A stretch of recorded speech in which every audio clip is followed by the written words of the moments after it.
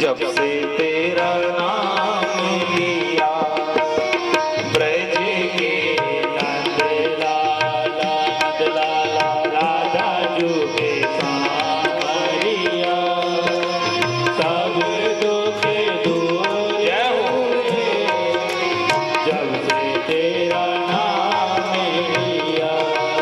ओ ब्रज के नंद लाला राधा जुगे सांवरिया, सब दुख दूर हुए जब से तेरा नाम लिया। ब्रज के नंद लाला राधा जुगे सांवरिया, सब दुख दूर हुए। जय हो, ताली बजाते हुए गाइए। तेरा नाम लिया, मीरा पुकारे तुम्हें गिरधर गोपाला, मीरा जब से तेरा नाम लिया, जब से तेरा नाम लिया, जब से तेरा नाम लिया, जब से तेरा नाम लिया, जब से तेरा नाम लिया, जब से तेरा नाम लिया।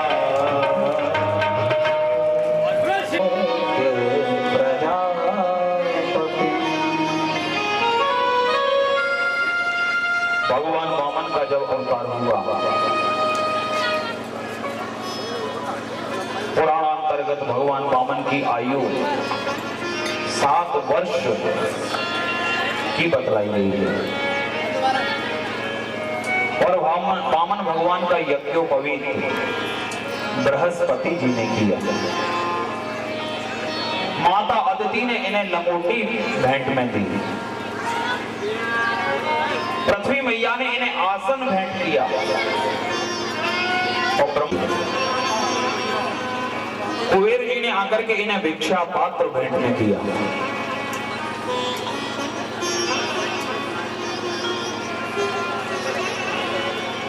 जब अपने गुरुदेव के पास पहुंचे, बृहस्पति जी के पास, और बृहस्पति जी को जब इन्होंने गुरु दक्षिणा दी,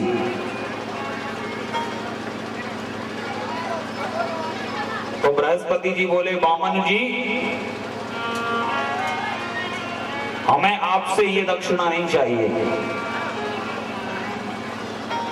हमें तो आपके द्वारा 3 लोकों का राज्य चाहिए।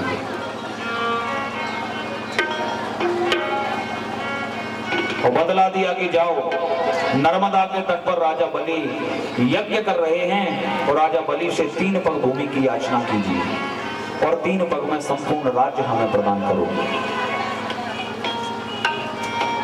तो वामन भगवान चल दिए राजा बलि के यज्ञ में। कृपया शांति बनाए रखें।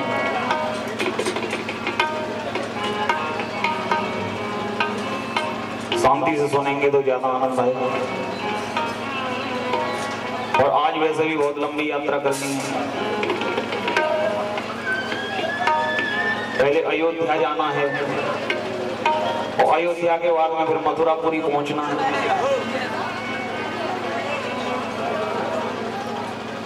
और आप लोग यदि ऐसे ही बातें करोगे तो फिर बोलिए वृंदावन में हत हो गए, और मैं स्वयं आनंदित हो गए। हे ब्राह्मण देवता, आपके दर्शन से मैं इतना प्रसन्न हो गया हूं, आप मुझसे जो मांगोगे सो आपको दक्षिणा में दे दूंगा। यद यद बटोपांक्षसि तत्प्रतीक्षा, मे त्वामर्थिनं विप्र सुतानुतर गए, गां कांचनं गुणवदधाम अमृष्टं तथा न पेयमुत वा विप्रकन्या, ग्रामान् समृद्धान् स्फुरगान् गजान् वा रथान् स्तमर्हत्तमसं प्रतीक्षा। गांव मांगोगे तो गांव दे दूंगा दान में, सोना मांगोगे सोना दे दूंगा, चांदी मांगोगे चांदी दे दूंगा, घोड़ा मांगोगे घोड़ा दे दूंगा, हाथी मांगोगे हाथी दे दूंगा। इतना प्रसन्न हो गया हूं आपके दर्शन से। और मेरी इच्छा मन की तो ये है जैसे आपका रूप बोना है, ऐसी एक चरण एकाम इमाम प्रतिवीरम दिग्विजय ना विंदत गदायुध। तुम्हारे पितामहों की यदि वीरता की बात की जाए तो पृथ्वी को ही गेंद बना करके खेल खेलना उन्होंने प्रारंभ कर दिया। ऐसे यशस्वी वंश में तुम्हारा जन्म हुआ है। राजा बलि हो, क्योंकि मैं आपको इतना सब कुछ देने के लिए तैयार हूं, आप कुछ मांगते ही नहीं। वामन भगवान बोले राजा बलि हमें ज्यादा कुछ नहीं चाहिए, और वो भी 3 पग क्यों? बोले जो कमंडल हो चलो यहां से। तो उस किसान ने मुझे समझा करनी त्रीणि दैत्येन सम्मितानि पदान ममा, और मैंने बहुत सारे ब्राह्मण देखे ब्राह्मण, पर तुम्हारे जैसा ब्राह्मण संतोषी ब्राह्मण में। और व्यक्ति को आवश्यकता के अनुसार व्यक्ति को मांगना चाहिए हमारा है। और भोजन इसलिए हमें केवल 3 पग भूमि ही चाहिए।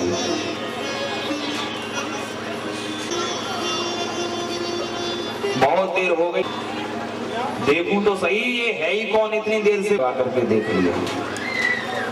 इस वैरोचने साक्षात भगवान विष्णु रब्धका,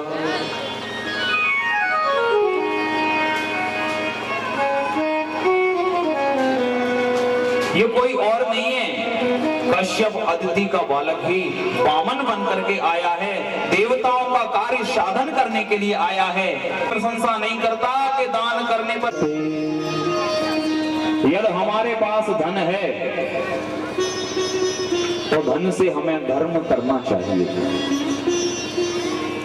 धन से धर्म करें, धर्म के द्वारा धन ना कमाएं। होना तो ये चाहिए कि दुकान को मंदिर की तरह चलाएं, पर मंदिर को दुकान की तरह ना चलाएं। दूसरा, यश से अपने यश की पूर्ति में धन को खर्च करें। अर्थाय, यदि हमारे पास धन, इस भारत भूमि में बालक जो अनाथ का दंश ग्रहण कर रहे हैं, ऐसे उन बालकों के लिए धन के माध्यम से उन्हें सुविधा प्रदान करें। भारत भूमि पर जन्म लेने वाला प्रत्येक प्राणी सनात है, क्योंकि इस पृथ्वी के ऊपर तो पशु भी सनात है। विश्वनाथ और रघुनाथ की इस भूमि पर कोई अनाथ नहीं है, क्योंकि द्वारका के नाथ तीनों लोकों के नाथ हैं। तो ऐसी पीड़ित मानवता के लिए अपने धन को खर्च करें। यदि हमारे पास धन है तो धन के माध्यम से प्याऊ लगवाएं। संस्कृत के विद्यार्थियों के लिए संस्कृत विद्यालय में धन को खर्च करें।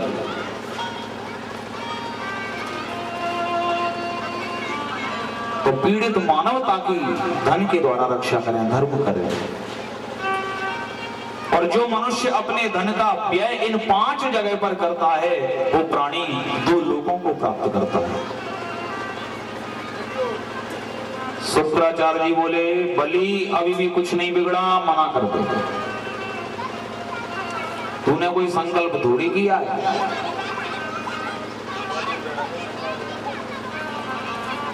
दोनों गुरु चेला की आपस में बातें होने लगी। भगवान वामन बोले भैया देना हो तो दो, नहीं तो कहीं और जाके मांगेंगे, जब मांगने के लिए ही निकले हैं तो। और नहीं देना हो तो मना कर दे। और हम नहीं चाहते कि मुझे देने के लिए तुम गुरु चेला आपस में लड़ाई झगड़ा करो। राजा बलि बोला महाराज मैंने मना कहां किया है, मैं तो तैयार हूं। तो भगवान वामन बोले तैयार है तो फिर संकल्प करो।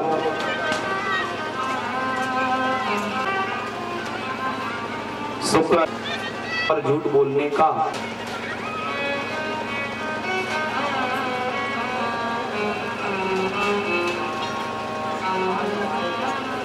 परो धर्मा इति ह्रोवाच भूरियम् सर्वं सोढु मनम मन्ये ऋतेलीकं नरम परम।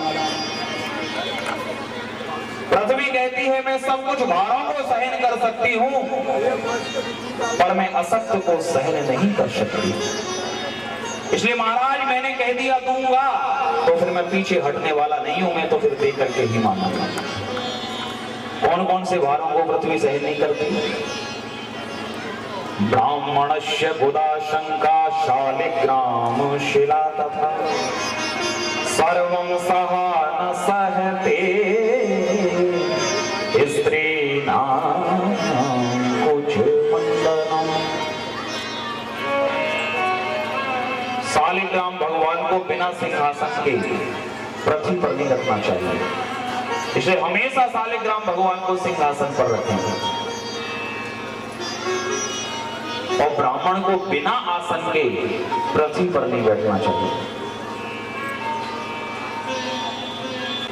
स्त्रियों को स्तन पृथ्वी पर नहीं रखना चाहिए। पृथ्वी कहती है मैं सारे भारों को सहन कर सकती हूं, लेकिन इन भारों को मैं सहन नहीं कर सकती।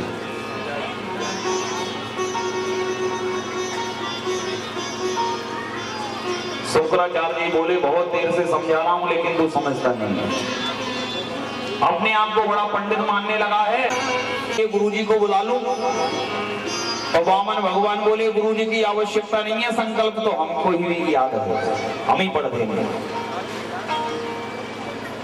लेकिन संकल्प के लिए जल तो चाहिए। शुक्राचार्य जी की एक आंख गोविंदाय नमो नमः तो कावड़ उत्पन्न करते हैं, उनकी दशा शुक्राचार्य जी की तरह होती है, क्योंकि दूसरे को लेकिन तुम्हारा को नाप लिया तो तीसरे पैर का क्या मैं धनवान नहीं हूं? इसलिए महाराज तीसरे पैर को आप मेरे सिर के ऊपर रखें। और वामन भगवान ने तीसरा पैर राजा बलि के सिर पर रखा और संकल्प को पूर्ण किया। वामन भगवान बोले राजा बलि मैंने तेरा सब कुछ ले लिया, क्या तुझे डर नहीं लगता? राजा बलि बोला महाराज मुझे डर लगता है तो केवल एक बात का, क्योंकि दैत्य वंश की कीर्ति पताका आज तक लहराती हुई आई है। दान देने में दैत्य वंश ने कभी कोई कंजूसी नहीं की, और मुझे डर लगता है तो केवल एक ही बात का, यदि मैंने आपको 3 पग भूमि नहीं दी तो आज दैत्य वंश के कुल को आज कलंक लग जाएगा। इसलिए केवल एक ही बात का मुझे डर था, मुझे आपसे डर नहीं लगता। विंध्यावली आ गई और हाथ जोड़ करके वामन भगवान की प्रार्थना करने लगी। महाराज आपने हमारे धन का हरण नहीं किया, आपने तो मेरे स्वामी जी की कुबुद्धि का हरण किया है।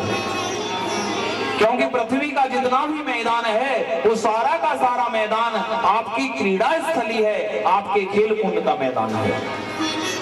लेकिन हमारे स्वामी जी तो उसे अपनी भूमि समझ बैठे थे। इसी तरह आपने भूमि का हरण नहीं किया, राज्य का हरण नहीं किया, आपने हमारे स्वामी जी की कुबुद्धि का हरण किया।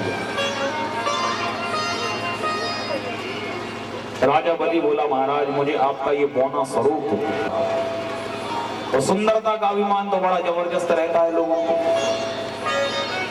हमारे शुतल लोक में जाकर के निवास करो।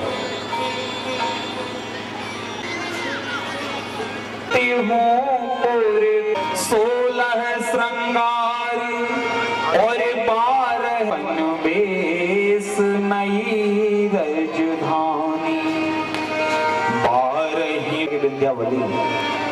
आज तू यदि तीनों लोगों का राज्य मांगेगी तो मैं तुझे तीनों लोगों का राज्य दे दूंगा। तुम दोनों पति पत्नियों की सेवा से मैं आज इतना प्रसन्न हो गया हूं कि तीनों लोक मैं तुझे तुरंत दे दूंगा। इंद्र का इंद्रासन मांगेगी तो मैं तुझे इंद्रासन दे दूंगा। 16 श्रृंगार और 12 आभूषण यौवन वेश नई राजधानी। 16 श्रृंगार यदि तू मांगेगी तो मैं तुझे 16 श्रृंगार दे दूंगा। 12 ही बार तो विष्णु कहे तो ही मांगे न हो ये तो मांग ले राम। बार बार भगवान नारायण कहने लगे तुझे जो मांगना हो सो मांग ले, तो ही मांगे न हो ये सो मांग ले राम। तेरे मन में जो इच्छा हो वो तू आज मुझसे मांग सकती है। विंध्यावली कहने लगी महाराज कि हारेल हार दई धरणी पर फेर न पावे धरो मंग जगई ने रैन जो त्याग दई निज कंठ को हेरत शत्रु ना। और ऐसे ही दानी हते कब से तुम पिए हाथ पसारत ना। उलट के गंगा पछा को बहे पर मंगन पर हम मांगत ना। विंध्यावली कहने लगी महाराज इतने बड़े यदि आप दानी थे, ऐसे ही दानी हते कब से तुम पिए बाह पसारत ना। इतने बड़े यदि आप दानी थे तो आपने मेरे दरबार में आकर के क्यों बाह पसारी? ऐसे ही दानी हते कब से तुम पिए बाह पसारत ना। उलट के गंगा पछा को बहे। महाराज गंगा जी तो एक बार उल्टी हरिद्वार की ओर बह सकती हैं। उलट के गंगा पछा को बहे पर मंगन से हम मांगत ना। गंगा जी तो एक बार हरिद्वार की ओर उल्टी जा सकती हैं पर मांगने वाले व्यक्ति से हम नहीं मांग सकते। पर मंगन पर हम मांगत ना।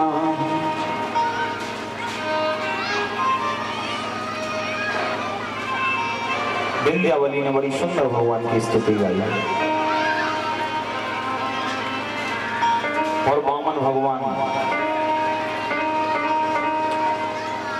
राजा बलि के सुतल लोक में द्वारपाल बने हुए खड़े हैं और राजा बलि को दर्शन देकर के कृतार्थ कर रहे हैं।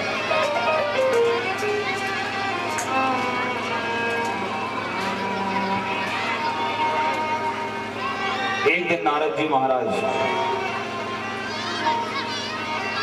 बैकुंठ में पहुंचे लक्ष्मी जी के पास और नारद जी ने पूछा लक्ष्मी जी से कि भगवान नारायण कहाँ हैं? लक्ष्मी जी बोली नारद जी 6 महीने से भगवान नारायण का पता नहीं है, न जाने कहां चले गए। नारद जी बोले तुम्हारा कैसा गृहस्थाश्रम है? 6 महीने हो गए अपने पति का ही तुम्हें मालूम नहीं है? अरे हैं कहां, मुझे मालूम है। भगवान ने तो नौकरी कर ली है और तुम बैठी रहो या बैकुंठ में अकेली, वो नहीं आने वाले। लक्ष्मी जी ने सुना भगवान ने नौकरी कर ली। बैकुंठ में ऐसी कौन सी भुखमरी पड़ रही है जो भगवान को नौकरी करने की जरूरत पड़ गई? नारद जी बोले यदि विश्वास नहीं है तो चलो मेरे साथ, अभी दिखा देता हूं। सो नारद जी लक्ष्मी जी को साथ में लेकर के चले। ले जाए जाए बैकुंठ में, सीधा सा ही तरीका है। ठीक है, यहाँ पर कोई बहन नहीं है तो तुम राजा बलि के हाथ त्योहार लक्ष्मी थाली लेकर के पूजन की सामग्री रख करके लक्ष्मी जी चले।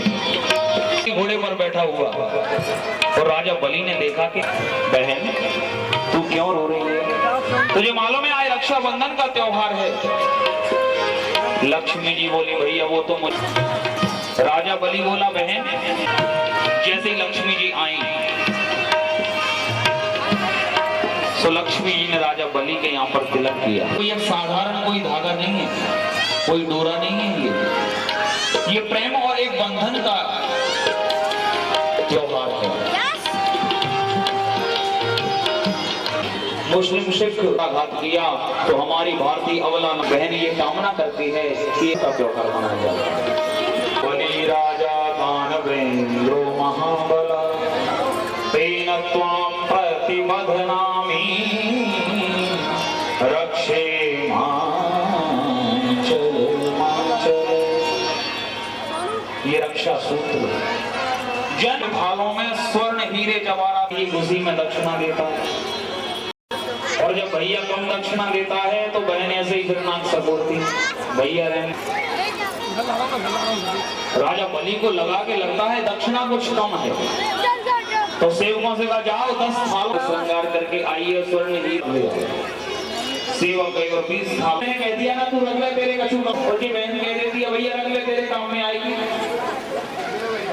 राजा छोटे भैया तेरे द्वार बहना बड़ी दूर से आई, बड़ी दूर से आई रे बहना बड़ी दूर से आई, बड़ी दूर से आई बहना बड़ी दूर से आई, बड़ी दूर से आई रे बहना बड़ी दूर से आई, बड़ी दूर से आई बहना बड़ी दूर से आई। छोटे भैया तेरे द्वार बहना बड़ी दूर से आई, छोटे भैया तेरे द्वार बहना बड़ी दूर से आई, छोटे भैया तेरे द्वार बहना बड़ी दूर से आई, छोटे भैया तेरे द्वार बहना बड़ी दूर से आई।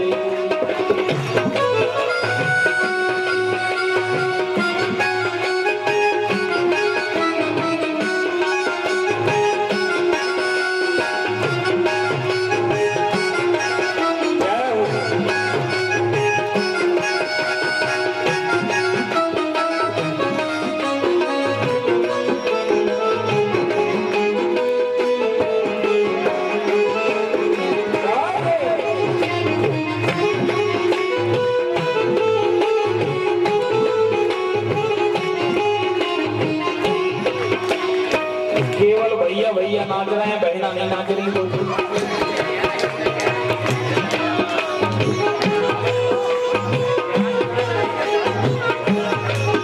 बंद वाले भैया रक्षा भैया है तेरा, भैया रक्षा भैया है तेरी रक्षा, ऐसा समय न बारंबार बहना बड़ी दूर से आई, ऐसा समय न बारंबार बहना बड़ी दूर से आई। छोटे भैया तेरे द्वार बहना बड़ी दूर से आई, छोटे भैया तेरे द्वार बहना बड़ी दूर से आई, बड़ी दूर से आई रे बहना बड़ी दूर से आई, बड़ी दूर से आई रे बहना बड़ी दूर से आई। छोटे भैया तेरे द्वार बहना बड़ी दूर से आई, छोटे भैया तेरे द्वार बहना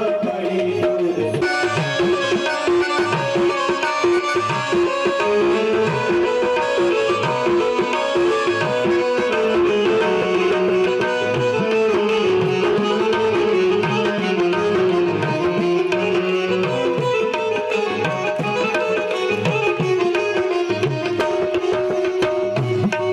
लक्ष्मी ने हाथ दयो है और बलि को बांध लियो है, लक्ष्मी ने हाथ दयो है और बलि को बांध लियो है, लक्ष्मी ने हाथ दयो है गयो है, लक्ष्मी हाथ गयो है और बलि को बात गयो है। मैं तो मांगू पहरेदार बहना बड़ी दूर से आई, मैं तो मांगू पहरेदार बहना बड़ी दूर से आई। छोटे भैया तेरे द्वार बहना बड़ी दूर से आई, छोटे भैया तेरे द्वार बहना बड़ी दूर से आई।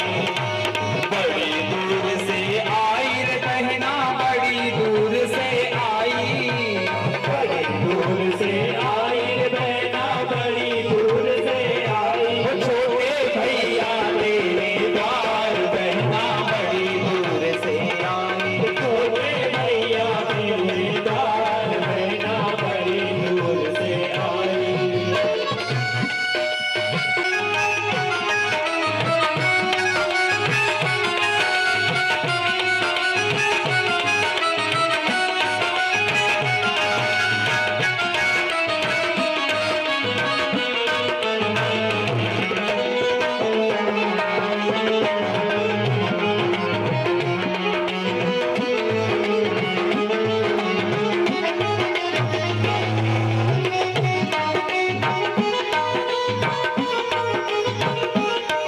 छल कर ले गई छली को, अब आया होश बलि को। छल कर ले गई छली को, अब आया होश बलि को। छल कर ले गई छली को, तब आया होश बलि को। छल कर ले गई छली को, जब आया होश बलि को। ऐसी जादूगरनी नार बहना बड़ी दूर से आई, ऐसी जादूगरनी नार बहना बड़ी दूर से आई। छोटे भैया तेरे द्वार बहना बड़ी दूर से आई, छोटे भैया तेरे द्वार बहना बड़ी दूर से आई। छोटे भैया तेरे द्वार बहना बड़ी दूर से आई, छोटे भैया तेरे द्वार बहना बड़ी दूर से आई। छोटे भैया तेरे द्वार बहना बड़ी दूर से आई। बोल वृंदावन में हर दर्शन देते रहेंगे। 4 महीने तक ब्रह्मा जी और 4 महीने तक शिव जी और 4 महीने तक मैं स्वयं तुम्हें दर्शन देता रहूंगा। तो पहले तो तुम्हें केवल मेरे ही दर्शन का लाभ प्राप्त होता था, और तीनों देवों का दर्शन लाभ तुम्हें प्राप्त होता रहेगा।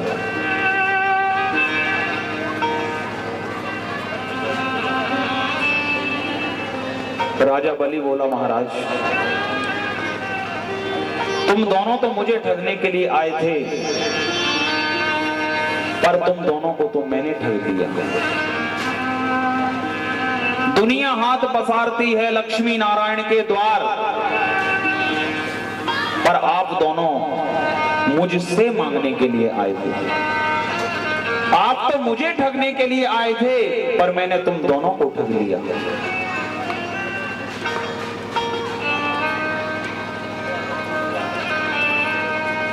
राजा बलि ने इतना दान किया कि राजा बलि के दान करने से शब्द प्रचलित हो गया, बलिदान।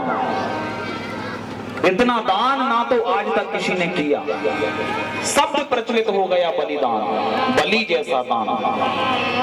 धन के दान को ही कोई दान नहीं कहते, रक्त का दान, आवश्यकता पड़े किसी को तो रक्त का दान करें, दया का दान करें, भावना का दान करें, श्रद्धा का दान करें। भारत माता के ऊपर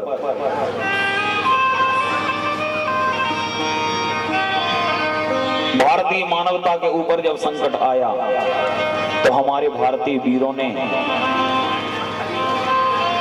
अपने प्राणों की आहुति दे करके इस देश की रक्षा की और अपने बलिदान के रूप में भारत मां की उन्होंने रक्षा की। तो ये दान हुआ राजा बलि का दान। उसी समय से शब्द प्रचलित हो गया बलिदान।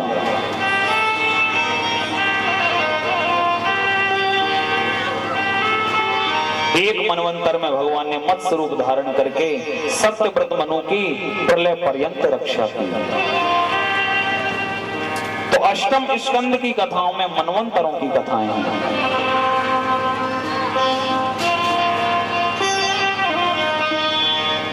राजा परीक्षित बोले, महाराज अब आप मुझे कृष्ण चरित्र की कथा सुनाइए। सुखदेव जी बोले, राजा परीक्षित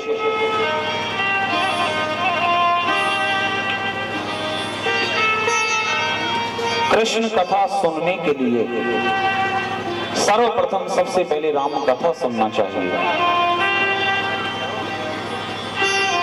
क्योंकि राम जी का चरित्र है परम पवित्र और श्याम जी का चरित्र है परम विचित्र। तो परम विचित्र श्याम जी की कथा सुननी है तो मन को पावन बनाने के लिए सबसे पहले राम चरित्र की कथा सुनना चाहिए, क्योंकि जब तक मन पावन नहीं बनेगा तब तक मन रूपी मणि राम को कृष्ण कथा समझ में नहीं आने वाली।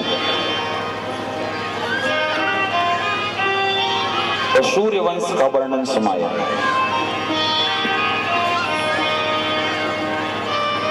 भगवान नारायण की नाभि से कमल उत्पन्न हुआ और कमल के द्वारा ब्रह्मा जी का प्रादुर्भाव हुआ। ब्रह्मा जी के द्वारा मरीचि आदि ऋषि उत्पन्न हुए और इन ऋषियों के द्वारा कश्यप ऋषि उत्पन्न हुए। कश्यप ऋषि से विश्वान सूर्य उत्पन्न हुआ और यहीं से चला सूर्य वंश।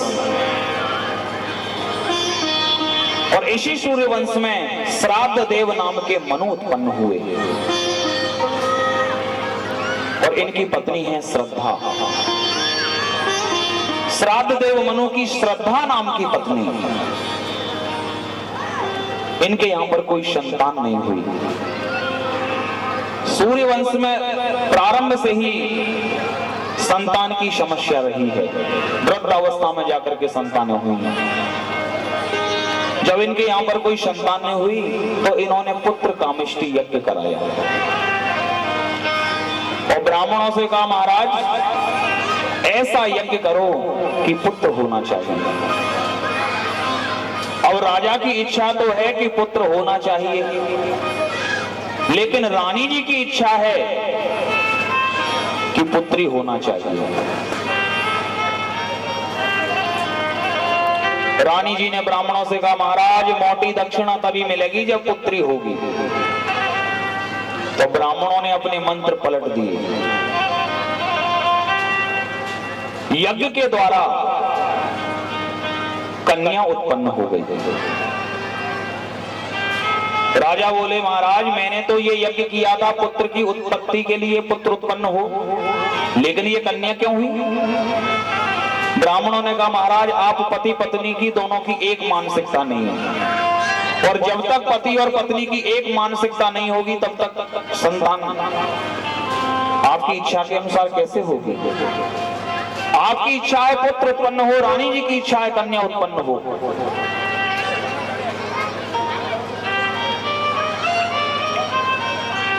राजा बोले, महाराज कैसे भी करो, इस पुत्री का पुत्र बना दो। तब ब्राह्मणों ने ऐसे मंत्र पढ़े कि उस पुत्री का पुत्र बना दिया। जो चमत्कार आज के समय में वैज्ञानिक नहीं कर पाए, वो चमत्कार हमारे ऋषि मुनियों ने करके छोड़ दिए। उस पुत्री का पुत्र बना दिया। कुछ समय बाद भगवान की ऐसी कृपा हुई कि श्राद्ध देव मनु के यहाँ पर 10 पुत्र उत्पन्न हुए। इक्ष्वाकु, नग, सरयाती आदि आदि। सरयाती की पुत्री सुकन्या ने च्यवन ऋषि के नेत्र फोड़ दिए, तो सुकन्या के साथ में च्यवन ऋषि का विवाह कर दिया। अश्विनी कुमारों ने च्यवन ऋषि के लिए ऐसा च्यवन प्राश खिलाया कि वृद्धावस्था से जवान बना दिया। इसके बदले में अश्विनी कुमारों को देव पंक्ति में बैठने का भाग्य च्यवन ऋषि ने दिलाया। इन्हीं के वंश में बड़े प्रतापी राजा हुए नभग, और नभग के पुत्र हुए नाभाग, नाभाग के पुत्र हुए अम्बरीश, और ये अम्बरीश वैष्णव भक्त थे। एकादशी का व्रत निराहार रह करके करते थे। इतने बड़े चक्रवर्ती सम्राट होने के बाद भी ठाकुर जी की सेवा पूजा अपने हाथ से किया करते थे। सवै मनः कृष्ण पदारविंदयो वचांसि वैकुंठ गुणानुवर्णने करौ हरेर मंदिर मार्जनादिषु श्रुतिं चकाराच्युत सत्तथोदय।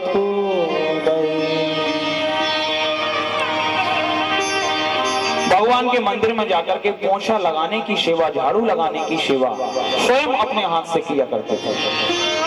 नौकरों के द्वारा सेवा नहीं कराते थे। और एकादशी का व्रत निराहार रह करके करते थे।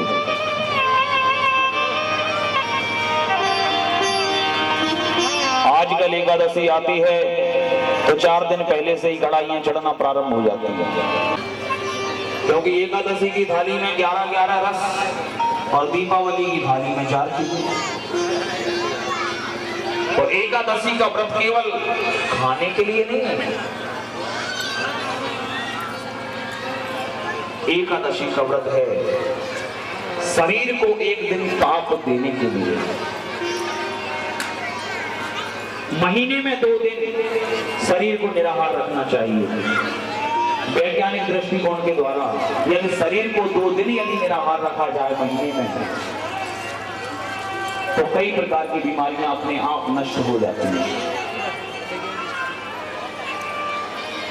और एकादशी का व्रत इसलिए किया जाता है कि एक दिन केवल भगवान के लिए हम निकालें और पूरे दिन केवल भगवान का जाप करें। मुख के द्वारा अपशब्दों का प्रयोग ना हो।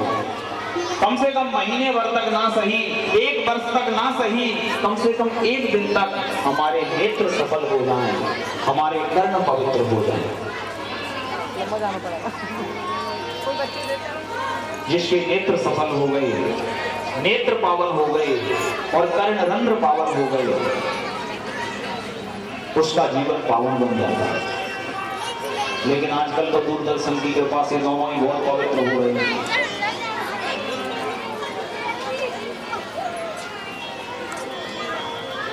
अम्बरीश जी महाराज ने एकादशी का व्रत किया। व्रत तो 1 दिन पहले किया, दूसरे दिन द्वादशी तिथि में व्रत का पारायण किया जाता है। इतने में क्या हुआ, दुर्वासा ऋषि आ गए। अम्बरीश जी ने प्रणाम किया दुर्वासा ऋषि को, तो बोले महाराज आज की भोजन प्रसादी आप हमारे साथ में ग्रहण करें। इतने में क्या हुआ, दुर्वासा ऋषि स्नान करने के लिए अपने शिष्यों को अम्बरीश जी ने ब्राह्मणों से कहा महाराज मैंने व्रत किया है, द्वादशी तिथि लगने वाली है, इसलिए मुझे पारायण करना है। तो ब्राह्मणों ने कहा एक काम करिए, आप भगवान के चरणों का चरणोदक ले लीजिए, इससे पारायण माना जाता है। इतने में क्या हुआ, अम्बरीश जी ने भगवान के चरणों का जल का जैसे ही पान किया, इतने में दुर्वासा ऋषि आ गया और क्रोधित होकर 1 संवत्सर बीत गया दुर्वासा ऋषि को भागते भागते। तब दुर्वासा ऋषि भगवान नारायण की शरण में आए। भगवान नारायण बोले दुर्वासा ऋषि अहम भक्त पराधीनो विधर्मस्तद विपर्ययः साधुर्भिर्ग्रस्त हृदयो भक्तिर्भक्ति। दौड़ते आए और अम्बरीश जी की शरण में आए। अम्बरीश जी को प्रणाम करने लगे। अम्बरीश जी बोले, महाराज आप ये क्या करते हैं?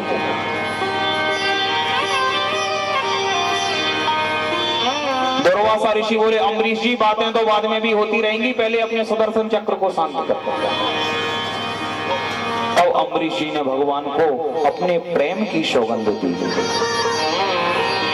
यदि नो भगवान पीत एक सर्वगुणाश्रय सर्वभूतात्म भावेन दुजो भवतु विज्वर। हे प्रभु, जितनी मैंने एकादशियों का व्रत किया है, उस सारे व्रत का फल स्वरूप में आप मेरे ऊपर कृपा करें और आप अपने इस सुदर्शन चक्र को शांत कर दीजिए। जब प्रेम की सौगंध अम्बरीश जी ने दी तो भगवान का सुदर्शन चक्र शांत हो गया। दुर्वासा ऋषि भगवान की स्तुति करने लगे। हे प्रभु, मैंने आपके शरणागत भक्तों का महत्व आज मैंने अपने दृष्टि से देख लिया। अहो अनंत दासानां महत्वं दृष्ट मध्य में मदगम पृष्ठतः कृत्वा प्राणायन में भी रक्षिता।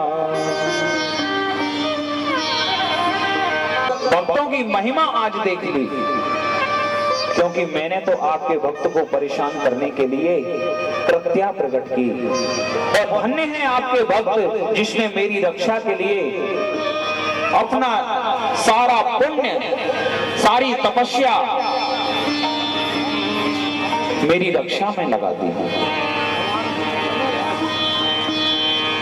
ऐसे भागवत, परम भागवत हुए अम्बरीश जी। इन्हीं के वंश में बड़े प्रतापी राजा हुए यवनाश्व, और यवनाश्व के पुत्र हुए मानधाता। और इन्हीं मानधाता की 50 कन्याएं थीं, जिनका विवाह सौभरी ऋषि के साथ में हुआ। सौभरी ऋषि ने मन में सोचा कि संसार में रहते हैं तो भगवान का भजन नहीं हो पाता, काम क्रोध लोभ मोह को देख करके तपश्चर्या करना संभव नहीं है, तो क्या करें? सौभरी ऋषि ने मन में सोचा कि यमुना के जल में बैठ करके तपस्या करेंगे, ना तो संसार दिखेगा, ना काम क्रोध के प्रति आसक्त होंगे। तो यमुना के जल में जाकर के तपस्या करने लगे। एक दिन मत्स्य को मैथुन करते हुए उन्होंने देख लिया। उसी समय से सौभरी ऋषि के मन में विवाह की इच्छा जागृत हो गई और सीधे आ गए मानधाता के पास।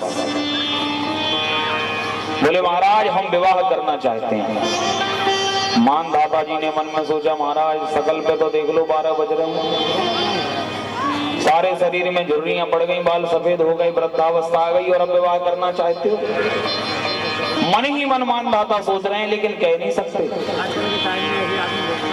तो मानधाता ने कहा, महाराज यदि आप विवाह करना चाहते हैं तो अंतःपुर में आप जाइए, जो भी कन्या आपको देख करके आपका वर्ण कर ले, आपका विवाह मैं उसी के साथ में कर दूंगा। सौभरी ऋषि ने योग शक्ति के द्वारा अपना नूतन देह धारण किया, अंतःपुर में पहुंचे और सारी की सारी 50 कन्याओं ने जैसे सौभरी ऋषि का दर्शन किया तो सौभरी ऋषि की उस नूतन देह को देख करके मोहित हो गई। और 50 कन्याएं बोली विवाह करेंगी तो सौभरी ऋषि के साथ। तो इन 50 कन्याओं का विवाह सौभरी ऋषि के साथ में हो गया। इन्हीं के वंश में बड़े प्रतापी राजा हुए मानधाता।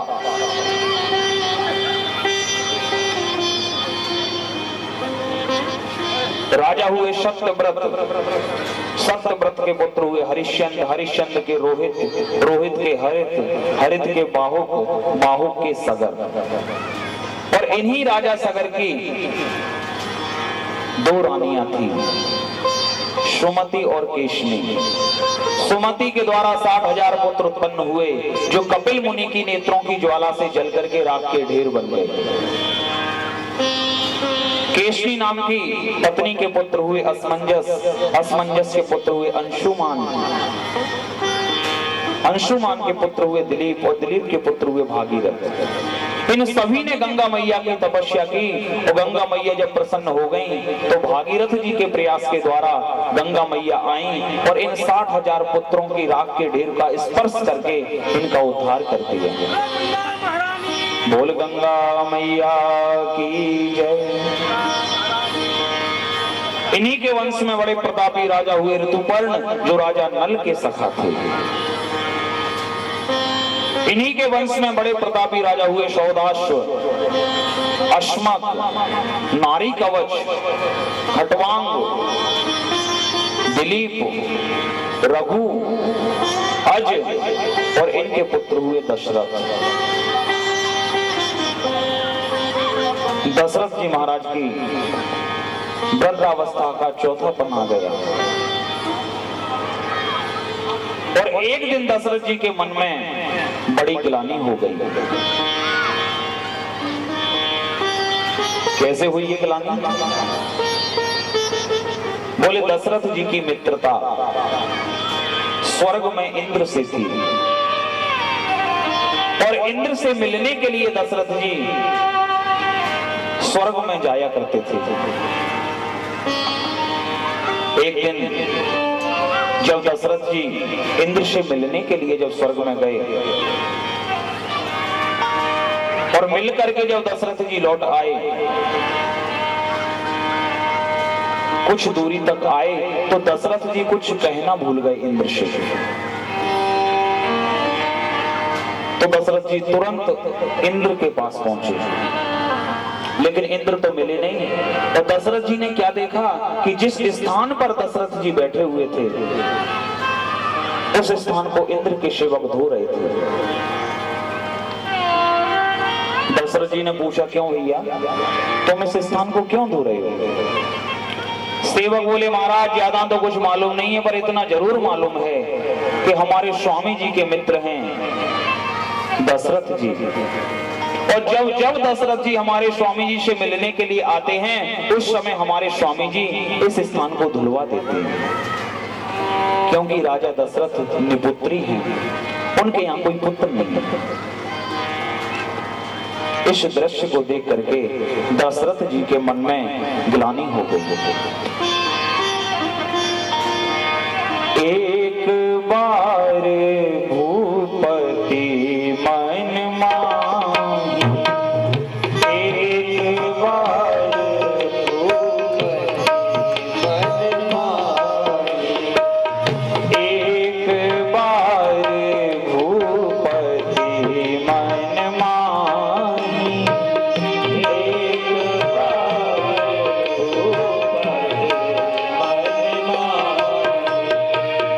एक बार भूपति मन माही,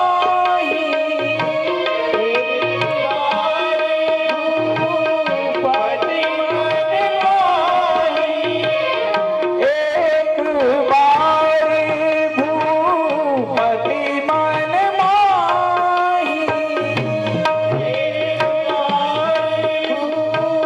बार भूपति मन माही, भैया गिलानी मोरे सुतना,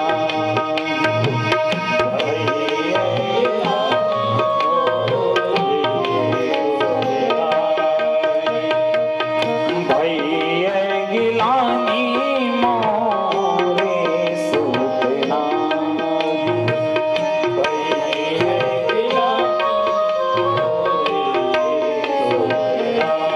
ऐसी गिलानी दशरथ जी के मन में हुई। तो दशरथ जी ने श्रृंगी ऋषि को बुलाया। श्रृंगी ऋषि ने वशिष्ठ ऋषि को बुलाया। ऋषियों ने कहा, दशरथ जी चिंता क्यों करते हो? भगवान की कृपा से तुम्हारे यहाँ एक नहीं, तुम्हारे यहाँ 4 पुत्र उत्पन्न होंगे। पुत्र कामिष्ठी यज्ञ किया और यज्ञ के द्वारा यज्ञ भगवान चरु लेकर के प्रकट हुए। दशरथ जी ने अपनी रानियों को यथा योग्य भाग करके चरु रानियों को दे दिया। दोनों रानियां गर्भवती हो गई और वो सुंदर समय आया। जोग लगन ग्रह वार तिथि सको चर और अचरु हर्ष जुलो राम जन्म सुख। ऐसा वो सुंदर समय आया कि प्रभु प्राकट्य लेने वाले हैं। सारी की सारी तिथियां प्रभु को नमन करने के लिए आई, पर नौवीं तिथि नहीं आई। राम जी ने देखा कि मैं जन्म लेने वाला हूं, मेरे जन्म से किस किस को प्रसन्नता है और किसको दुख। तो राम जी ने देखा सभी को प्रसन्नता है, पर नौवीं तिथि बड़ी उदास है। नौवीं तिथि से पूछा, अरे नौवीं, क्या मेरे जन्म से तुझे प्रसन्नता नहीं है? नौवीं तिथि बोली, प्रभु प्रसन्नता तो मुझे भी है, लेकिन लोग मुझे रिक्ता तिथि मानते हैं, मुझे अच्छा नहीं मानते। तो राम जी बोले, नौवीं, मैं तेरे समय में जन्म लूंगा और तुझे रिक्ता से तुझे पूर्ण कर दूंगा। इसलिए राम जी ने जन्म लिया नौवीं तिथि को। यदि शिवपुरी में प्रधानमंत्री जी आने वाले हों तो शहर को कैसे सजा दिया जाता है? तो राम जी कौन हैं? अखिल ब्रह्मांड के नायक। और राम जी जब इस पृथ्वी पर आते हैं तो प्रकृति को सजाना नहीं पड़ता, प्रकृति अपने आप सज जाती है, अपने आप संवरने लग जाती है। और ऐसा सुंदर समय आया। नौमी तिथि मधु मास पुनीता,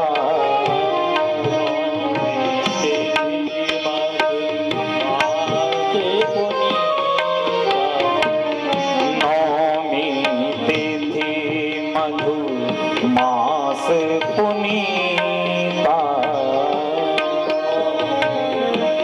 उस दिन नौमी तिथि मधु मास शुक्ल पक्ष अभिजित नक्षत्र और दिन के ठीक 12 बजे। राम जी हैं मर्यादा पुरुषोत्तम, इसलिए राम जी आए दिन के 12 बजे। और श्याम जी हैं नंबर 1 के चोर, और चोरों का समय क्या है? रात के 12 बजे। इसलिए राम जी आए हैं दिन के 12 बजे और श्याम जी आएंगे रात्रि के 12 बजे। नौमी तिथि मधु मास पुनीता,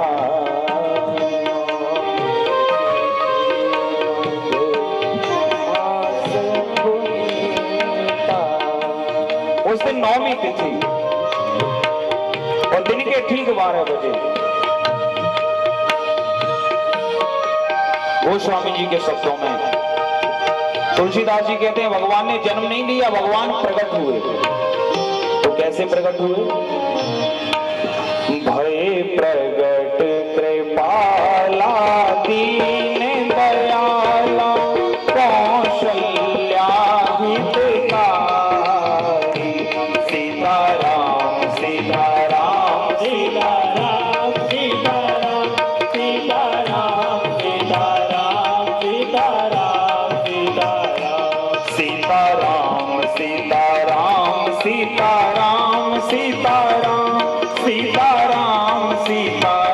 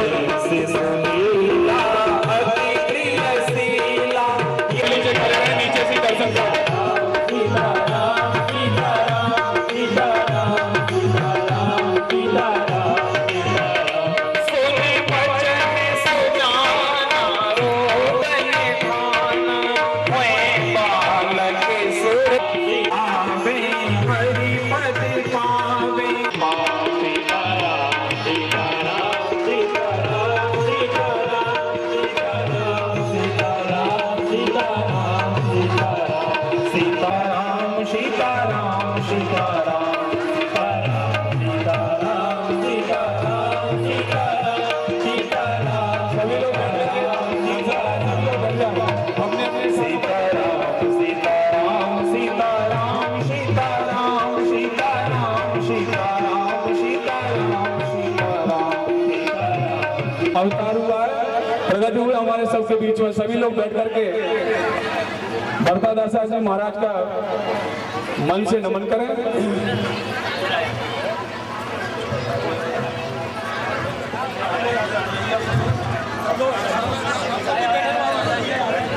बैठ जाइए, सब लोग नीचे बैठिए।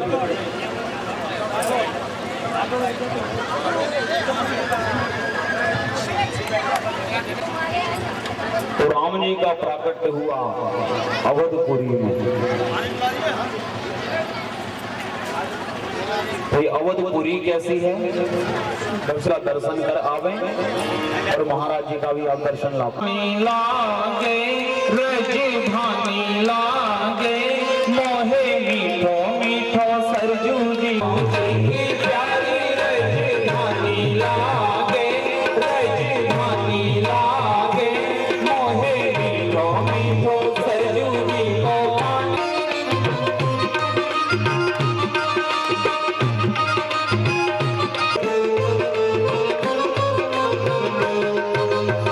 धन्य कौशल्या धन्य के कई धन्य सुमित्रा मैया, धन्य कौशल्या धन्य सीताराम जी की प्यारी रजधानी लागे, रजधानी लागे मोहे मीठो मीठो सरजू जी।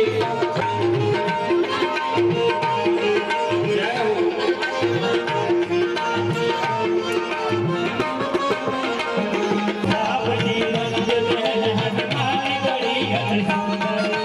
स्वयं जगत के मालिक बैठे कनक भवन के अंदर, जगत के मालिक बैठे कनक भवन के अंदर। सीताराम जी की शोभा सुख खानी लागे, सुख खानी लागे मोहे मीठो मीठो सरजू जी को पानी लागे। सीताराम जी लागे मोहे मीठो मीठो सरजू जी को पानी लागे।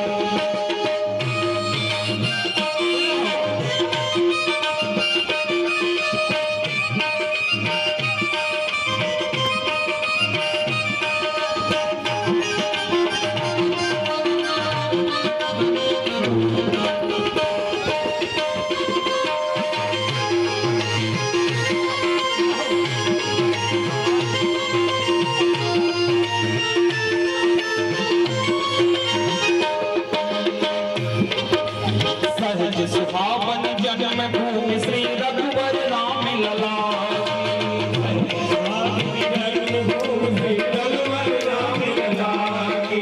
जानकी महल की सुंदर शोभा लक्ष्मण जी की लागी, जानकी महल की सुंदर शोभा लक्ष्मण जी की लागी, सुख खानी लागे मोहे मीठो मीठो सरजू जी को पानी लागे।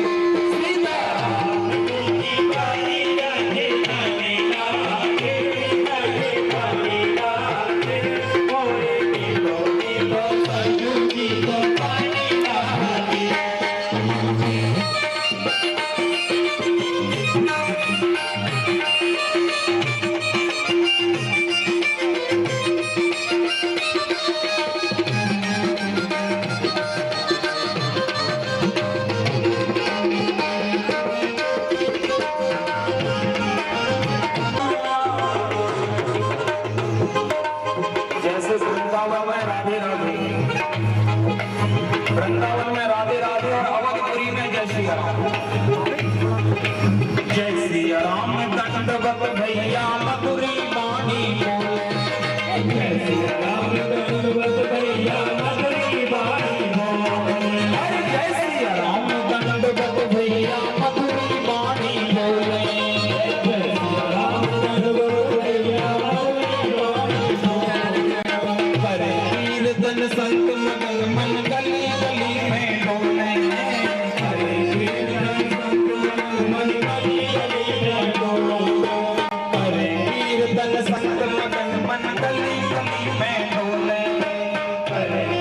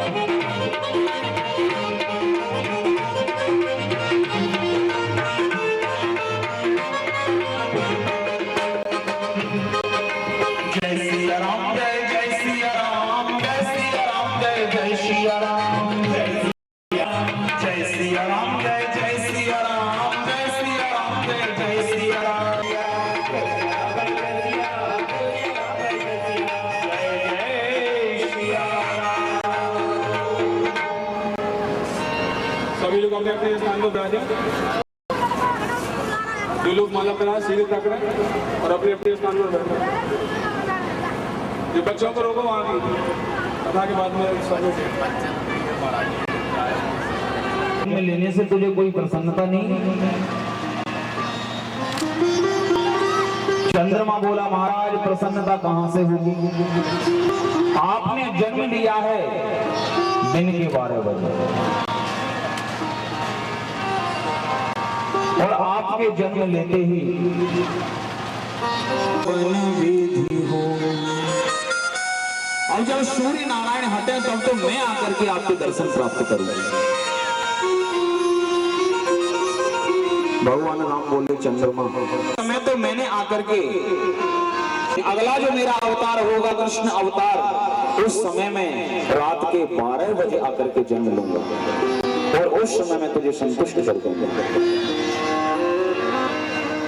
लेकिन तू दुखी मत हो, तेरे नाम को मैं अपने नाम के बोलिए रामचंद्र भगवान।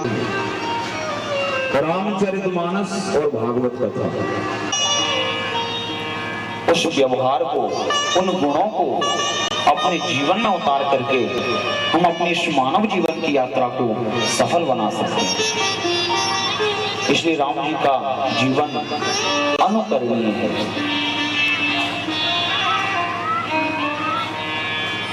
सूत्रात्मक विधि के द्वारा इस रामचरितमानस का दर्शन प्राप्त करने भगवान गुरुकुल में विद्या अध्ययन करने के लिए गए।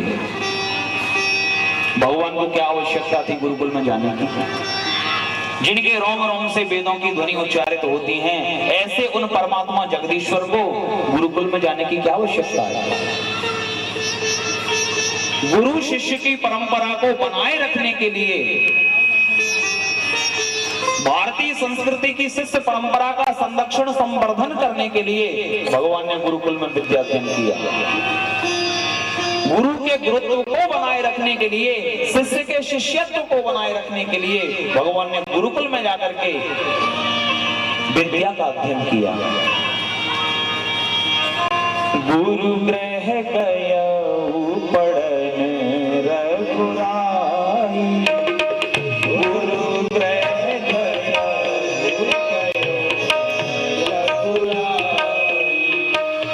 गुरु ग्रह गया पढ़न रघुराई, गुरु ग्रह गया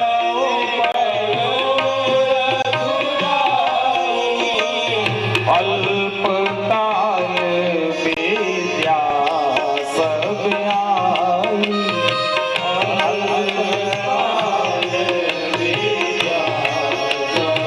और थोड़े ही समय में प्रभु ने विद्याओं को प्राप्त कर लिया। और भगवान का नियम क्या है? गुरुकुल से आने के बाद प्रभु का नियम क्या है? क्या नियम है? प्राते काले उठ के रघुनाथा,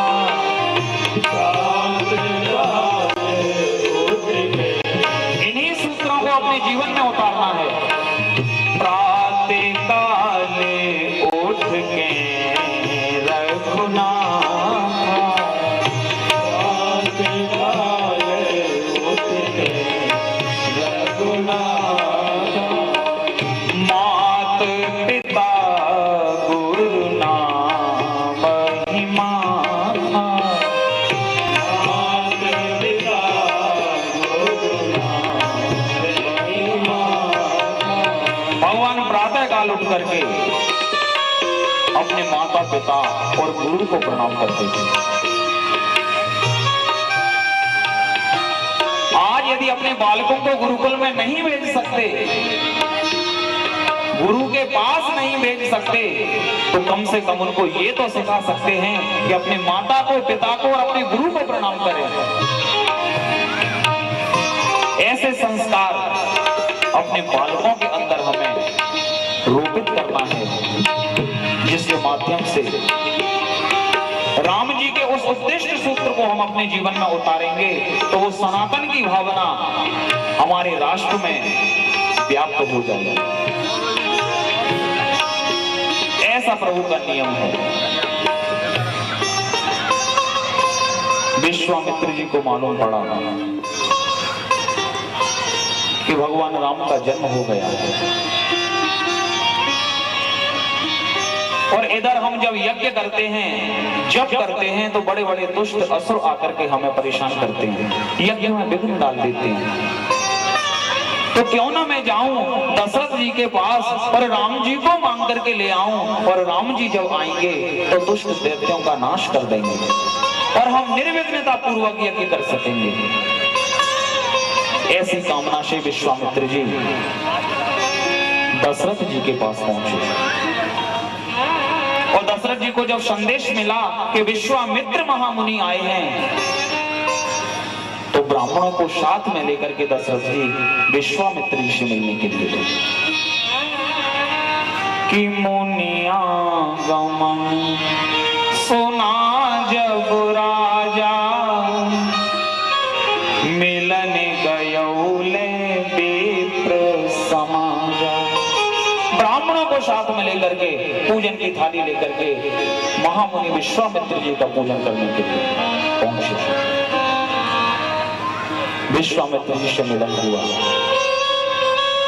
विश्वामित्र जी बोले, महाराज दशरथ जी, मैं आपके पुत्र राम को लेने के लिए आया हूं, क्योंकि जब हम यज्ञ करते हैं तो दुष्ट असुर आकर के हमें विघ्न डालते हैं, और राम जी को जब मैं ले जाऊंगा तो दुष्ट दैत्यों का वो वध कर देंगे, उनका नाश कर देंगे। इसलिए मैं आपके पुत्र को लेने के लिए आया हूं। दशरथ जी बोले, महाराज कि देह प्राण से और प्रिय कछु नाही, और सोई मुनि देहु निमिष एक माही। आप यदि मेरे प्राणों को मांगेंगे तो मैं आपको तुरंत दे देता हूं। वैसे तो मुझे अपने सारे पुत्र मुझे प्रिय हैं, लेकिन सारे बालकों में राम मुझे अत्यधिक प्रिय है। पर राम देत नहीं बने गोसाई, मैं राम को नहीं दे सकता। विश्वामित्र जी ने सुनाया, दशरथ जी, जब मैं तुम्हारे इन बालकों को लेकर के जाऊंगा और उधर से जब बालक लौट करके आएंगे तो अकेले नहीं आएंगे, साथ में बहुओं को भी लेकर के आएंगे। ये बात जब दशरथ जी ने सुनी तो दशरथ जी के मन में आनंद की सीमा न रही, और दशरथ जी ने अपने पुत्र राम और लक्ष्मण को विदा कर दिया। विश्वामित्र जी के साथ में राम लक्ष्मण आए। विघ्न डालने के लिए ताड़का आई तो भगवान ने एक ही बाण में ताड़का का वध कर दिया। कि एक ही बाण प्राणे हर लीना, दीन जानते ही निज पर। लक्ष्मण जी बोले, गुरुजी आप तो कह रहे हैं कि ये एक कथा है, सकल कथा मुनि कहा विशेषी, कथा कैसे? विश्वामित्र जी बोले, लक्ष्मण, जिस व्यथा को राम जी सुन लेते हैं वो व्यथा फिर व्यथा नहीं रहती, वो कथा बन जाती है। और इस अहिल्या की व्यथा को सुनने वाले राम जी हैं, और राम जी जिसके जीवन की व्यथा को सुन लें वो व्यथा फिर व्यथा नहीं रहती, वो कथा बन जाती है। इसलिए ये व्यथा नहीं है, ये कथा है। राम, क्या तुम इसका उद्धार करने के लिए आए हो? राम जी बोले, गुरुजी मैं उद्धार करने के लिए नहीं आया, मैं तो अपना कर्ज चुकाने के लिए आया हूं। बोले, राम तुम कर्ज चुकाने के लिए आए हो, कैसा कर्ज? राम जी बोले, महाराज हमारा भी लेना देना भक्तों से चलता रहता है, हम भी लेन देन करते देते। एक भक्त से लिया और दूसरे भक्त को दे दिया। ये कथा आपने